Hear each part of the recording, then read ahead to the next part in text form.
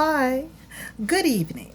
I'd like to welcome you to Poem Praise 2, and peace and blessings be upon you and your family this evening. Now, we are going to go ahead and get into Life Without Limits by Dr. Fairest Hill. Currently, right now, we're on chapter number 6. And this is going to be the first take of this chapter. It's entitled, Making the Investment. So without further ado, chapter 6 reads as such. In order to live a life without limits, you will need to make changes in your life. That is, you will need to invest in your own self-improvement. Whenever you make changes to improve who you are and where you are, it is never a waste of time. Whether it is giving of your time, energy, money, resources, or perhaps going back to school. You may decide to learn a trade or work an extra job. Doing this will not be in vain. It is the law of sowing and reaping. You only get out what you put in. If you put in just a little, then that is what you are going to get back. An investment is as a simple banking principle. If you do not deposit anything into your account, you cannot withdraw anything from your account. However, when you place a lot of effort into improving yourself, you will receive great dividends in return. You are where you are today because of the investments you made earlier into your own life. The place you will arrive at in the future is a result of the investments you make today. That is why it is so important that you continue to work hard and make the necessary sacrifices, because eventually it will pay off. Living a life without limits does not just happen. It is not magical or automatic. It has a very little to do with being lucky or privileged. However, it is contingent upon the investments you are willing to make regarding improving yourself. If we consider the work ethics of the ant, we could gain wisdom and understanding. Do you wonder why you have never seen an ant in the winter gathering food?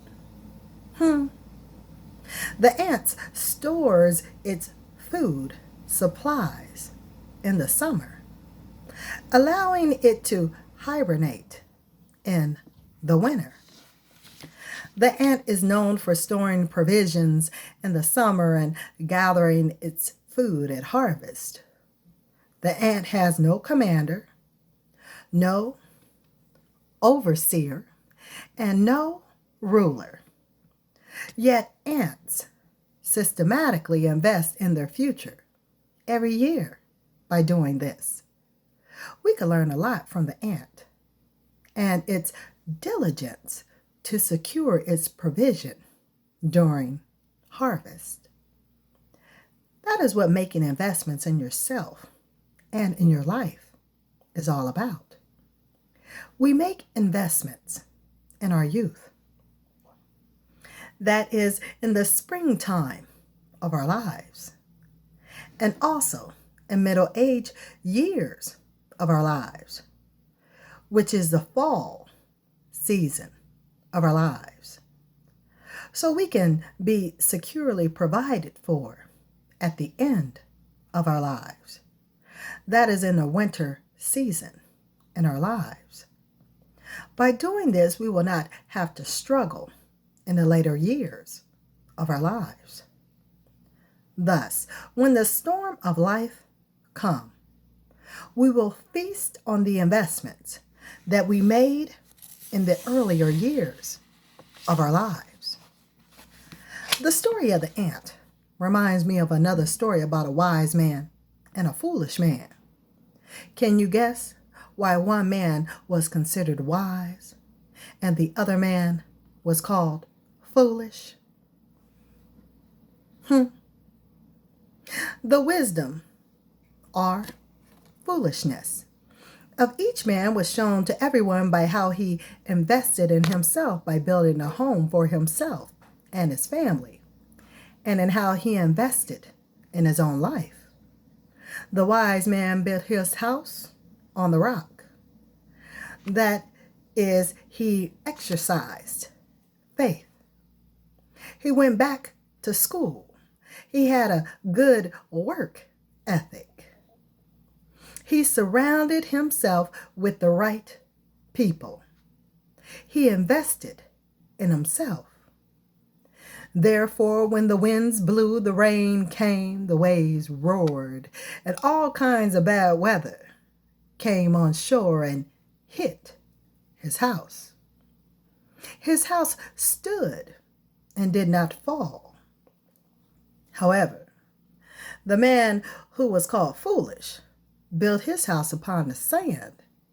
And when the winds blew, the rains came, the waves roared, and all kinds of bad weather came on shore and hit his house.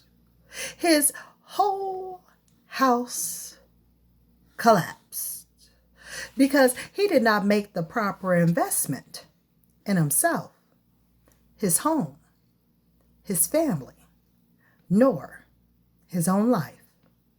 We must realize the importance of making quality investments in ourselves, our life, our family, and our homestead. Without properly assessing what we need to be wise investors, we will be unsuccessful. We see the same understandings in the way the farmers sow seed in their fields and reap a bountiful harvest. We will also reap bountiful harvests through investing properly in our lives and our loved ones' lives in the right season, making us like the wise ant and the wise man who built his house on the rock. A farmer who plants seed has to continue to water and cultivate the seed if he desires to produce a harvest. The first thing he has to do is to plant the seed into a field and then watch over it. The farmer has now made an investment. That is how you need to see your life, as a seed that you plant in the field called life. How do you want your field to look?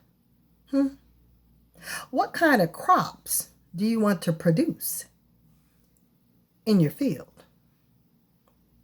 You cannot develop a crop in a field which you have not planted or invested. That is the misconception most people have. They have a picture of how they want their future to look. However, they are either planting the wrong seeds or they are not planting any seeds at all. Recently, I was in Atlanta as a keynote speaker for a nutrition conference. The theme was setting a table for success. Listed below are some of the points I shared. Now, we're coming up on 10 minutes, so I'm going to end it right there regarding the points that he shared. And certainly stay tuned to Poem Praise 2 for take number 2 of chapter 6. So we can go through the points that he shared. And yes, there's going to be 5 points on the next take.